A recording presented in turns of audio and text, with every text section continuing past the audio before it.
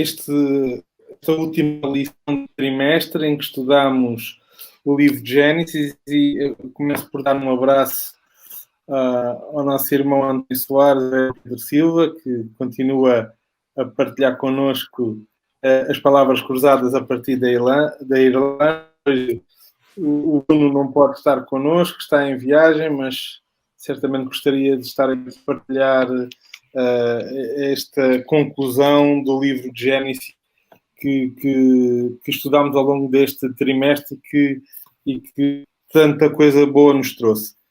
Para começarmos, eu ia pedir ao António que fizesse a primeira oração para depois então entrarmos nos temas desta semana. Ok, vamos orar então.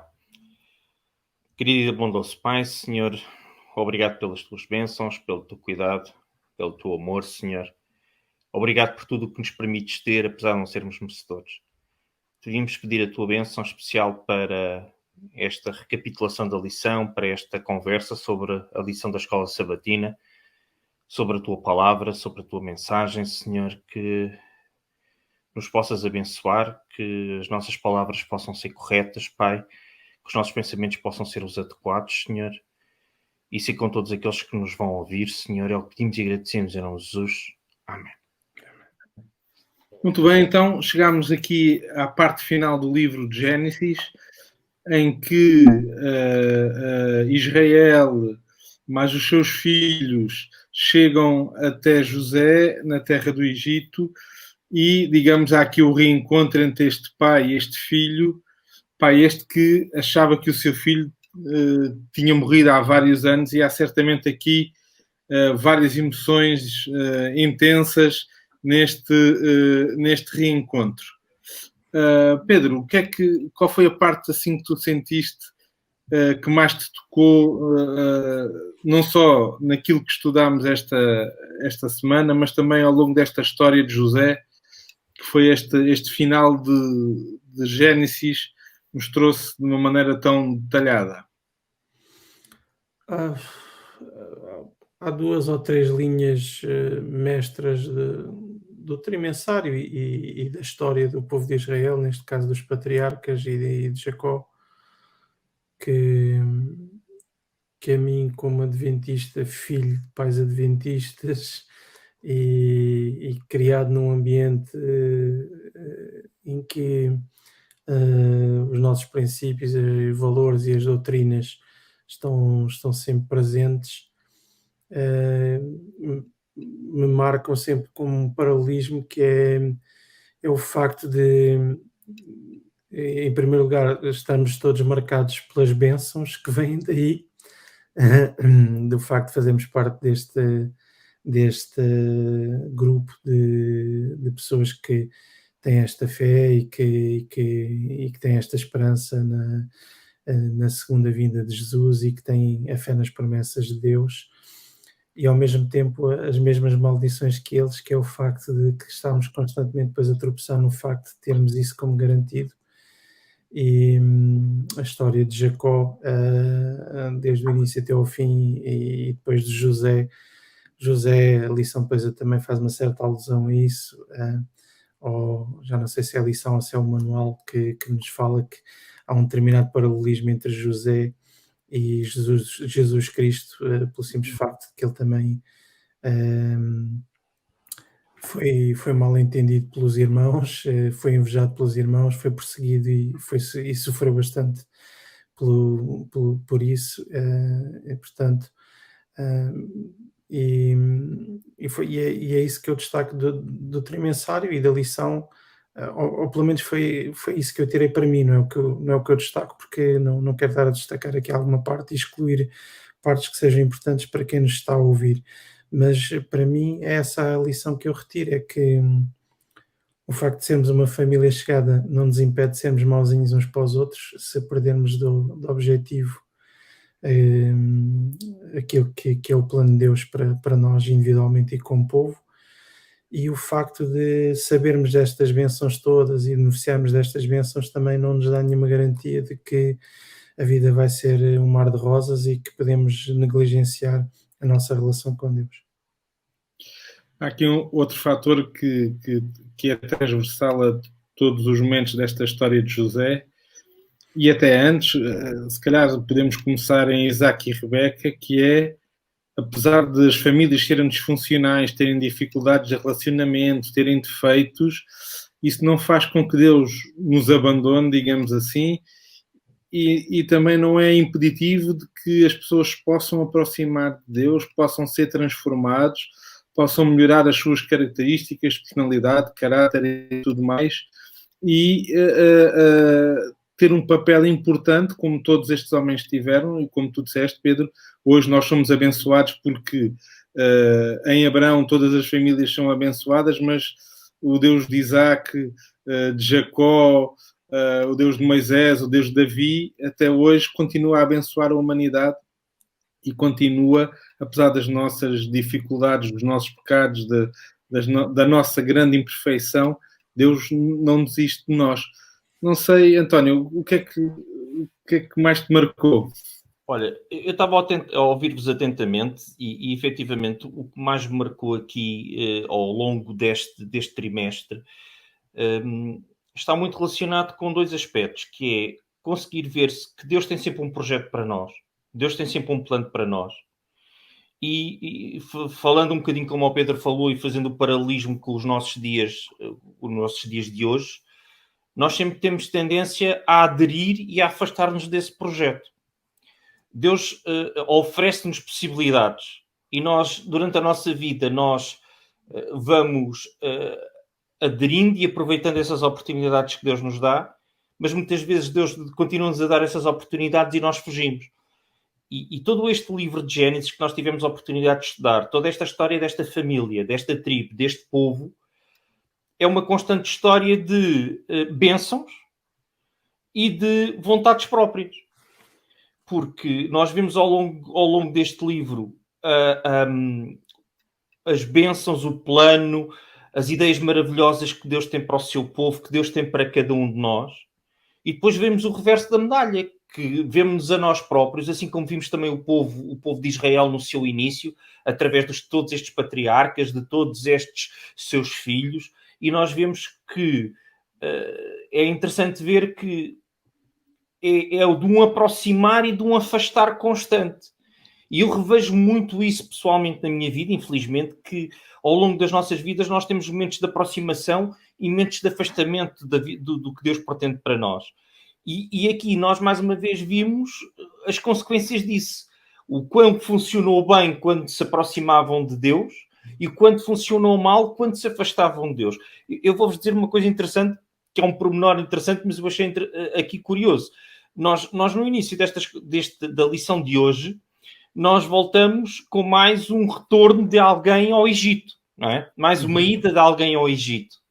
Mas, finalmente, é a ida de alguém para o Egito, neste caso para ir ter com o seu filho, sancionada por Deus e de acordo com a vontade de Deus. E nós vemos claramente todas estas viagens, e agora eu tive quase um desabafo para comigo mesmo, a dizer, olha, finalmente alguém foi ao Egito, mas por vontade de Deus. Porque todas as outras vezes tinham sido ou por vontade própria, ou por maldade dos seus irmãos, e agora não. Agora é Deus que diz, não tenhas medo, vai ao Egito, porque eu quero que tu vás ao Egito ter com o teu filho. Não é? E passando-vos a palavra também, eu, acima de tudo, se eu tiver que resumir em algumas poucas palavras o que é que eu achei do tremensário, da lição deste trimestre, é exatamente isso, que é, nós, apesar de séculos terem passado, nós continuamos a não aprender, muitas vezes, com as lições do início, que é as lições de quão bom é estar próximo de Deus, quantas consequências estão de nós nos afastarmos da sua vontade e de seguirmos a nossa própria vontade.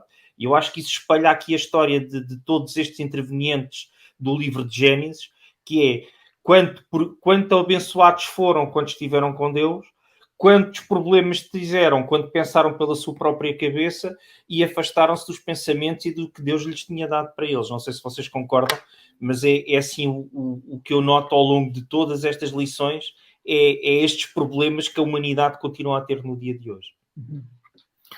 Pedro, não sei se se achaste que Jacó continuou sempre a cometer o mesmo erro quando ele tinha José e Benjamim como os seus filhos preferidos, digamos assim, porque eram filhos da mulher que ele amava, de Raquel, quando ele abençoa só os netos que eram filhos de José. Tu achas que este foi um traço, digamos, de caráter de Jacó que não foi limado o suficiente? Ou aqui já não é assim tão significativo? Assim, eu aqui não me vou arriscar a dar a minha opinião, porque o Espírito de Profecia e a lição dá-nos já algum entendimento sobre as razões.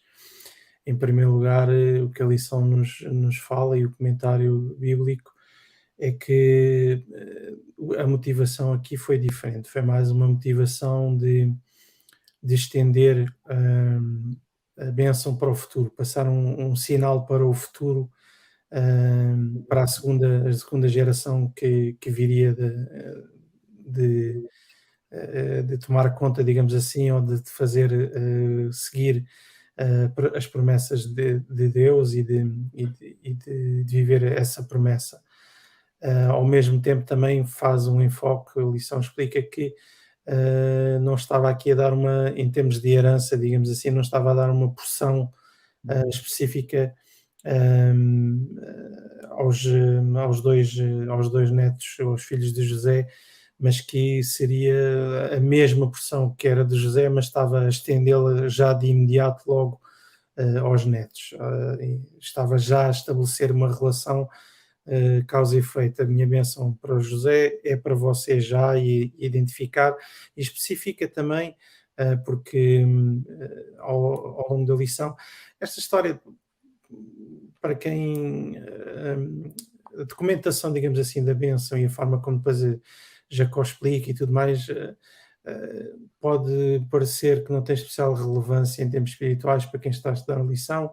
Eu também senti isso um pouco, mas tem a importância de que nestas bênçãos estavam-se a cumprir profecias e estavam-se a fazer profecias também para o futuro. E, portanto, desse ponto de vista, é especialmente interessante olharmos para a questão das bênçãos e irmos a este detalhe, para termos esse entendimento que na Bíblia nada está lá por acaso. Na Palavra de Deus, tudo o que está na Palavra de Deus acaba por ter uma relação profética, ou uma relação escatológica, uma relação histórica, uma relação de contexto, e é importante entendermos isso logo desde o livro do Gênesis, e perceber que isto não estamos aqui só a documentar uma herança de uma família.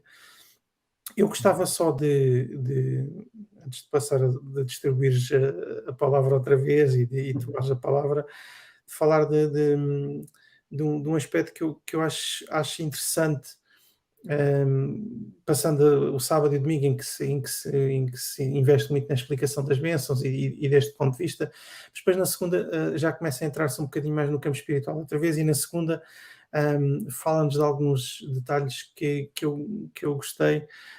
Gostei do facto de José não querer, digamos assim, que os irmãos tivessem um cargo ministerial, um cargo na corte do Egito, não querer que eles também parecessem mais que aquilo que eram, e aconselhá-los a falarem da especialidade deles, do ofício deles, e o que é que eles eram verdadeiramente bons e onde eles podiam ser úteis. E não ficarem ofuscados com as luzes e com o luxo e com o glamour do Egito, uma terra farta e cheia de tentações. E ao mesmo tempo também gostei do facto do faraó não lhes dar uma borla, deles de facto uma grande terra para eles viverem e para eles estarem, fértil e rica em todos os aspectos, mas eles teriam oportunidade e teriam que produzir também, e teriam que contribuir para a riqueza do reino e do país. E eu aqui volto a estabelecer um paralelismo com a nossa vida, e percebermos que, por muito farta que seja a nossa estadia aqui nesta terra e que as coisas nos estejam a correr muito bem, cheios de saúde e com abundância de tudo o que é bens materiais, deveríamos de manter o foco naquilo que é a nossa função, naquilo que é a nossa missão, naquilo que é a nossa tarefa, e não nos deixarmos ofuscar com isso e ao mesmo tempo produzirmos. Estamos aqui como peregrinos, como estrangeiros, mas temos o dever e a obrigação de produzir, contribuir para o bem-estar desta terra, seja ecologicamente, seja economicamente, seja como for, e nunca negligenciar a nossa espiritualidade e a salvação dos que estão à nossa volta. E com isto passa a bola. Eu acho muito interessante essa ideia e vou já pedir a opinião do António, que é quando nós vemos Jacó abençoar o faraó. Numa primeira abordagem parece, mas quem era Jacó estava a receber os favores, digamos, da proteção do faraó e indiretamente pela ação de José, mas vem um pouco ao encontro daquilo que tu disseste, Pedro, que é, enquanto estivermos nesta terra, independentemente da função que estivermos a desempenhar, nós devemos ser uma bênção para aqueles que estão à nossa volta. E independentemente de depois, como nós, se continuarmos a ler o que vem a seguir na história do povo de Israel, os egípcios tornaram-se os seus piores inimigos, né? Depois dos filisteus, digamos aqui, os egípcios vão ter um papel durante 400 anos, um papel de escravizar este povo. Mas Jacó vai abençoar Faraó. O que é que tu achas disto, António? Olha, eu estava aqui a pensar sobre esta questão das bênçãos e, efetivamente, nós temos aqui alguns aspectos importantes, a maioria dos quais vocês já destacaram, mas que eu também não gostaria de deixar de falar sobre eles. O primeiro aspecto, achei muito curioso, efetivamente, neste caso, o convidado chega à casa do faraó, digamos assim, é trazido, e é ele que abençoa o faraó e não o faraó que o abençoa a ele.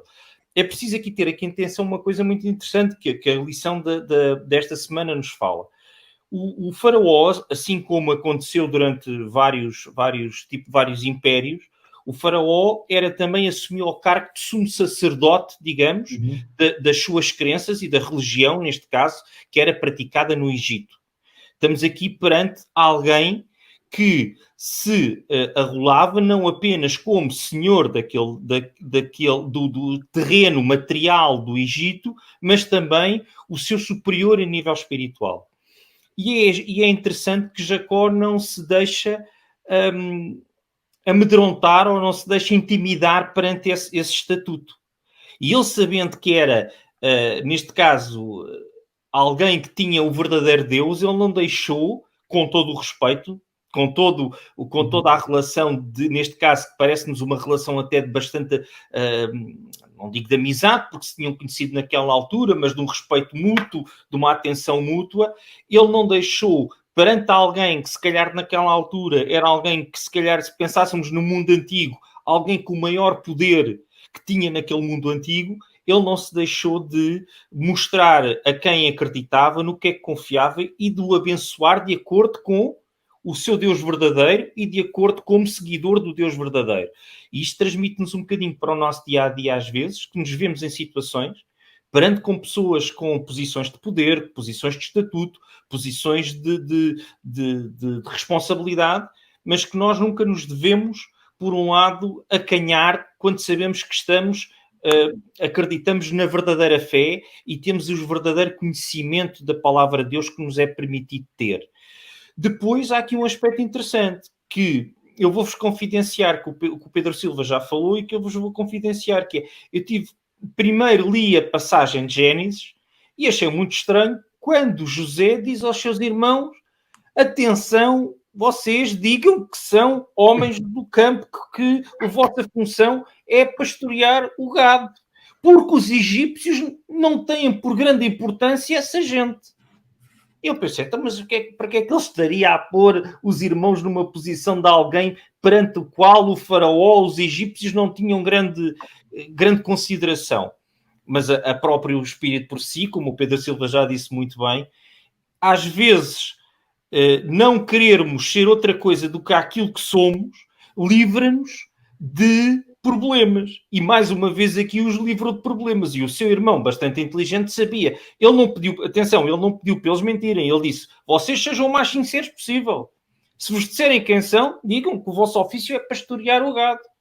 E eles assim o fizeram e com isto se livraram de poder estar na corte, porque é interessante que a consideração que o faraó tinha pelo seu primeiro-ministro, digamos assim, era de tal maneira grande que eles corriam o risco de passar a desempenhar funções ou de estar numa corte para a qual não tinham mínimas habilitações ou mesmo tendo habilitações que os podia levar em caminhos errados. E José sabia perfeitamente isso. E é uma questão muito interessante aqui, a verdade acima de tudo, assumir aquilo que somos sem qualquer problema perante quem quer que esteja à nossa frente, quer seja o faraó, um presidente da república, um rei, uma rainha, quem quer que seja. E um terceiro ponto, antes de vos passar a palavra, relativamente a isto, foi a importância também que eles desde logo assumiram de serem peregrinos naquela terra.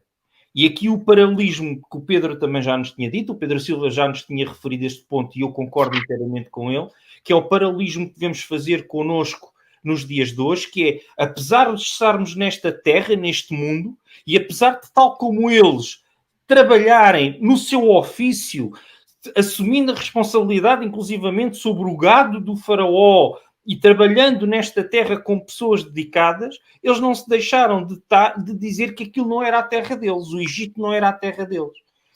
À semelhança, nós trabalhando nesta terra, exercendo os nossos ofícios, exercendo a nossa maneira de ser com as outras pessoas, tratando o nosso planeta, tomando conta, nós temos sempre de ter noção de que a nossa pátria é uma pátria celeste, digamos assim, não é? Mostrando esta ideia que o que nós queremos é um mundo novo e nós queremos nos sentir cidadãos de um mundo novo e não deste mundo. Não sei se vocês identificam algumas questões aqui mais relativamente às bênçãos, mas é isto que eu basicamente retiro de toda esta parte, quer da bênção para o faraó e depois da bênção para os filhos e para os netos. Aqui os netos, efetivamente, são chamados à atenção porque eles, no fundo, vêm em lugar do pai, não é? Os outros filhos, atenção, os outros filhos não deixam de ser abençoados. Agora, falando eu um bocadinho, eu queria-vos deixar, e se calhar até colocava ao Pedro Santos esta questão, que é uma questão muito interessante e que a lição desta semana nos coloca, que é que julgo eu que vem a seguir. Então, mas estas bênçãos estavam a determinar o que é que os filhos deviam ser? Espera aí. Antes de passares a essa fase, deixa-me só dar uma nota sobre a bênção do faraó, que a lição não faz essa nota, deixa-me dizer, e tu fizeste muito bem a seguir o esqueleto e o modelo da lição, em explicar que não nos devemos acovardar ou intimidar em função da posição que determinada pessoa ocupa e falar da nossa fé. Mas eu gostava de ver as coisas por um ponto de vista ainda mais inspirador. Deixa-me pôr as coisas dessa forma. É que Jacó, apesar de ter ali o sumo sacerdote de uma religião que não tinha nada a ver com a dele, de costumes que não tinham nada a ver com os dele, de um background completamente diferente, ele sentiu necessidade de estender o amor de Deus, a bênção de Deus, a prosperidade de Deus àquela pessoa. E isso para mim ainda foi mais marcante do que o facto de que ele não teve medo de estar ali armado aos píncaros com o sumo sacerdote de um reino onde ele era convidado e que era na altura a maior potência mundial ou regional, pelo menos vamos dizer da região. Eu acho que é brutal que ele tenha tido esse amor dentro dele, de dizer da mesma forma que ele andou a distribuir bênçãos aos filhos e aos netos, ele foi àquele gentio que não acredita nada daquilo que ele acredita, que não partilha dos mesmos valores e princípios, e ele disse-lhe que Deus também tem uma bênção para ti, quer tu queiras, quer não, ela também é para ti. Deixa-me interromper porque eu acho esse teu apontamento delicioso. e efetivamente tinha-me passado, mas é um apontamento muito importante, porque agora vamos pôr um bocadinho, se calhar nós nos dias de hoje, a primeira coisa que nós fazíamos perante o sacerdote de outra fé era dizer, olha lá, o senhor está errado. E eu é que estou certo, porque a sua posição é uma posição que tem falsos deuses. O senhor é um sacerdote de um falso deus. Eu vou-lhe ensinar. Não. E a primeira coisa que ele fez não foi apontar o erro do sacerdote ou da sua religião errada ou do seu paganismo, digamos assim. Não, não. Foi transmitir, e como tu disseste muito bem, o amor de Deus e ser um veículo do amor de Deus para com toda a humanidade. Quer estejam certos, quer estejam errados, o faraó viu alguém que o abençoou, apesar de ser de uma religião diferente, de um Deus, acreditar num Deus diferente do que ele acreditava, e eu acredito aqui que o faraó até já tinha algum conhecimento por parte de José, porque José se manteve fiel ao verdadeiro Deus, mas a verdade é que o pai de José não destruiu o trabalho do seu filho junto do faraó. E muitas vezes, às vezes, nós entramos a matar e destruímos, se calhar, o trabalho de amor e de compaixão que outros estão a fazer com o nosso legalismo ou com o nosso, não é legalismo, mas com o nosso sentido de justiça meramente humano, em vez de apontar, em vez de dar amor, apontamos erros, não é? Eu acho que o que tu disseste estava interessantíssimo. Eu não diria, não vou dizer, sim, que há muito belicismo doutrinário, digamos assim, entre todas as religiões, mas acho que é mesmo até, às vezes, é o estado de espírito, epá, já não vale a pena, pronto, mas se ele estuda a Bíblia e não chegou lá, não sou eu que o vou convencer e pronto, e quase que nem estabelecemos um relacionamento de cordialidade e de amor e de compaixão com pessoas de outras fés, porque simplesmente achamos que não vale a pena. E eu acho que isso foi espetacular, porque o Jacó chegou lá e disse assim, as bênçãos que o meu Deus tem para o meu povo, para os meus filhos, para os meus netos, também são para ti. Caso tu as aceites, também são para ti. Ou seja, eu só queria chamar a atenção antes de palavra ao Pedro Santos, que é uma questão interessante. Nós não estamos e o que estamos a falar, acho que é perfeitamente compreensível, não estamos a falar de abdicar de crenças ou de princípios. Ele não abdicou dos seus princípios, ele não abdicou das suas crenças, ele não abdicou de considerar que era errado a religião do faraó porque não eram deuses verdadeiros, mas a verdade é que ele não entrou, desculpem, é um bocadinho como nós às vezes falamos, não é? A gíria desportiva, não entrou a pé juntos, junto do faraó, até porque, efetivamente, o que ele viu ali foi um ser humano que o estava a ajudar, por intermédio do seu filho, mas que o estava a ajudar a ele e à sua família, e as palavras deles tiveram que ser palavras de bênçãos e não palavras de crítica. E com isso, às vezes, nós temos que aprender que as nossas palavras devem ser muito mais vezes de bênçãos do que de crítica, mesmo sem abdicar dos nossos princípios, porque não somos nós que convertemos ninguém. Deus é que converte essa pessoa. E a nós compete-nos dar o nosso exemplo. E os nossos exemplos, às vezes, são negativos, e o exemplo de Jacó aqui foi um exemplo perfeitamente positivo, na linha do exemplo do seu filho, de pessoas que a sua relação com Deus lhes permitia transmitir o amor de Deus e as bênçãos de Deus aos outros. O que é que achas, Pedro? Eu concordo com isso que vocês disseram e repara, Jacó era um homem inteligente e Jacó percebeu que Deus estava a abençoar o povo do Egito, estava a abençoar Faraó através de José, quer dizer, os últimos 7 anos tinham sido 7 anos de grande bênção que tinha para o povo do Egito, e José tinha dito que Deus tinha revelado estes sonhos a Faraó, e quando Jacó chega ao Egito, ele vai continuar nesta senda de abençoar, e vai abençoar de uma maneira desinteressada, refletindo verdadeiramente o amor de Deus para com este povo. Eu acho que Jacó, desde que saiu da tenda da sua mãe, quando teve que fugir do seu irmão Esaú, esteve em Betel e viu que Deus o prometeu que o ia abençoar. E depois, quando ele regressa, passado muitos anos, e luta com Deus naquela noite, e ele tem aquela frase icónica que é impressionante. Depois de ele lutar a noite toda com o anjo, o anjo diz, deixa-me ir embora, e ele diz, não te deixarei ir embora sem antes me abençoares. E digamos que nesta altura Jacó percebeu perfeitamente que uma vida sem as bênçãos de Deus, sem a presença de Deus, não é uma vida preenchida, não é uma vida cheia, rica, saborosa. E ele, sabendo isso na sua vida, ele queria isso também para os outros. Queria isso também para o faraó, para o povo do Egito indiretamente, para os seus filhos, para os seus netos, para as gerações vindouras e para todas as famílias da humanidade, partindo daquela promessa que Deus fez a Abraão logo no início, quando disse a Abraão que nele, na descendência dele, seriam benditas todas as famílias da terra. Portanto, eu quase que arrisco a dizer que dá vontade de mudar novamente o nome de Jacó, o nome de Israel, para um nome que significasse o abençoador, não é? Porque o que ele mais queria era abençoar.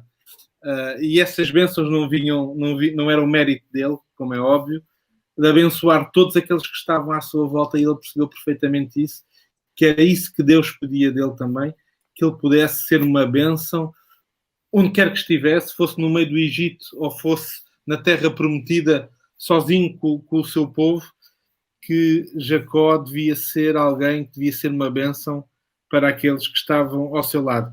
Pegando na tua pergunta de há bocado, estas bênçãos não eram predestinações, digamos assim, não é? Uma coisa é Deus predestinar alguém para determinada missão, que não é bíblico, não é um conceito bíblico. Outra coisa é Deus saber o que vai acontecer e poder referir-se a isso antecipadamente. E muito daquilo que são as bênçãos que Jacó transmite aos seus filhos tem a ver com o conhecimento prévio que Deus tem do que é que ia ser a vida daqueles homens e da descendência daqueles homens. É também interessante que, digamos, a bênção mais importante não é atribuída nem a José, nem aos filhos dele. É atribuída a Judá, porque era na linhagem de Judá que viria a nascer mais tarde o Messias, viria a nascer Jesus Cristo nesta linhagem vindo por Judá. E aquela pergunta um bocado provocatória que eu fiz há bocado ao Pedro, se Jacó ainda mantinha este viés e tinha preferidos, eu acho que não. Eu acho que Jacó percebeu perfeitamente que nós podemos ter relações ou com filhos ou com amigos que são de maior afinidade do que com outras pessoas, mas que a bênção é transmissível a todos, independentemente da proximidade ou da afinidade que possamos ter, como foi com o caso do faraó e com os outros filhos a quem ele abençoou também neste seu fim de vida. Queria terminar também, já estamos perto do fim, com algo que eu acho muito importante nesta história, que é a questão do perdão. E o perdão é simbolizado aqui na vida de José de uma maneira marcante.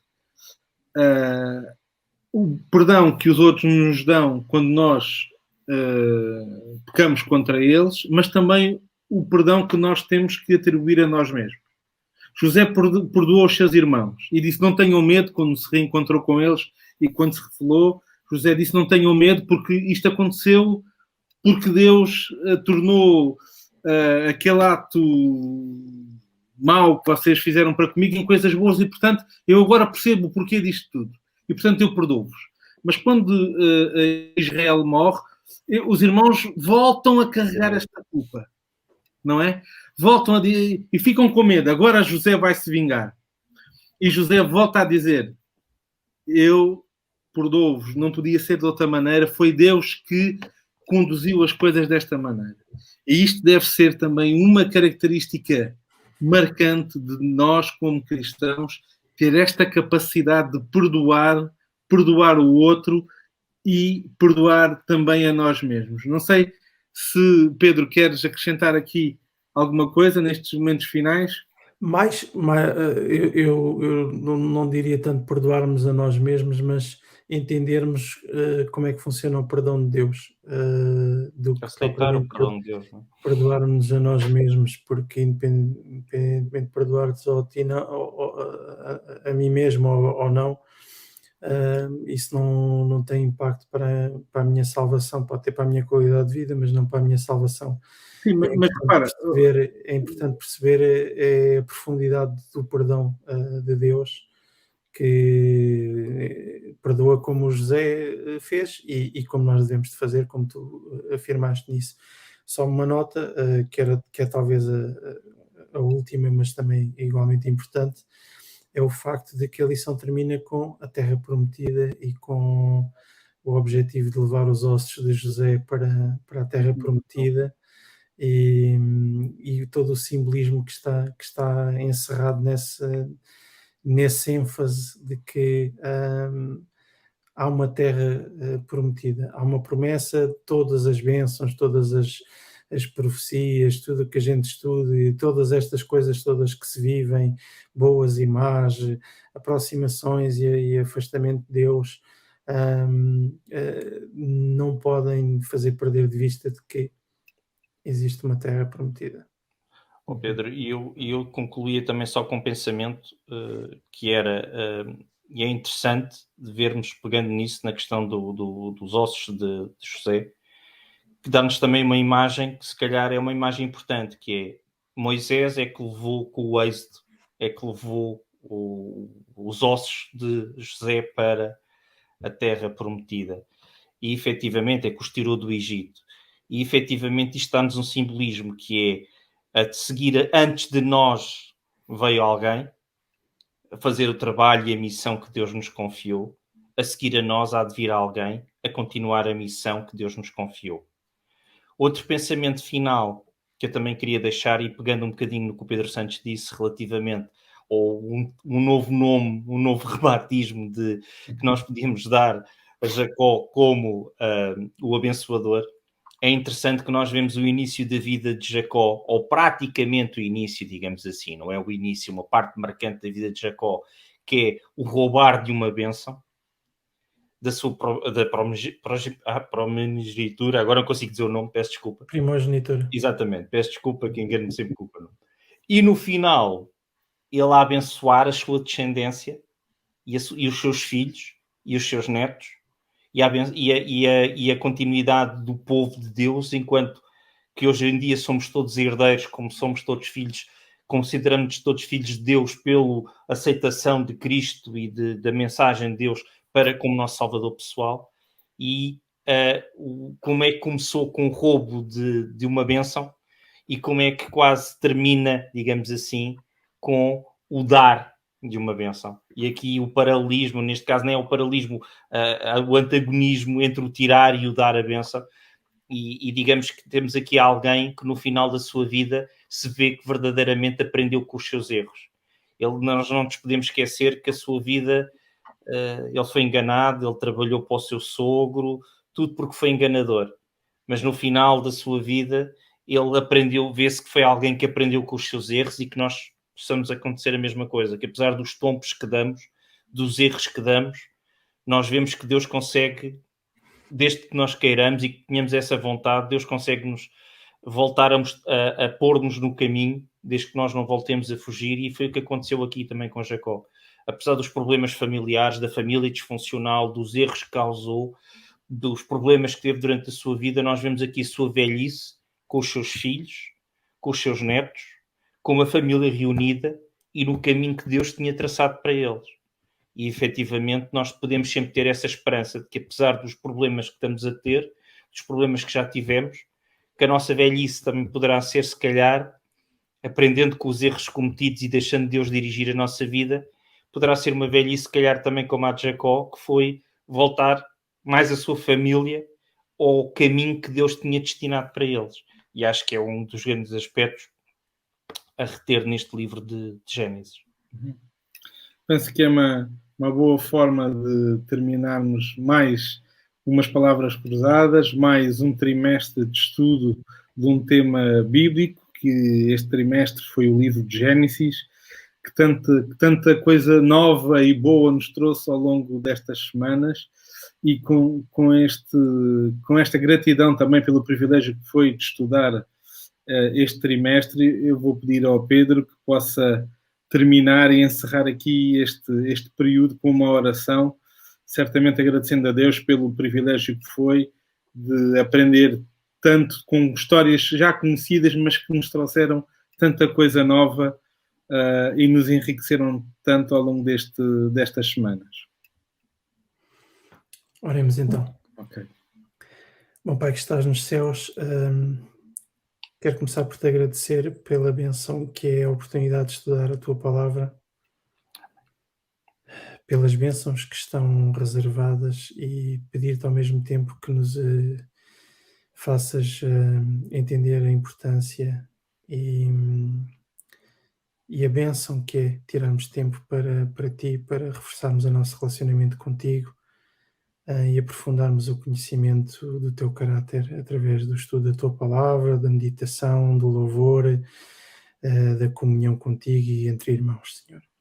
Obrigado pela oportunidade que nos dás através da tecnologia também, e a mim em especial, de estar junto com os meus irmãos, ainda que estando longe, e de também, desde a distância, pedir uma bênção especial para a minha família cristã do Barreiro, que assiste às palavras cruzadas. São as graças que te dou e as bênçãos que eu te suplico, em nome de Jesus. Amém.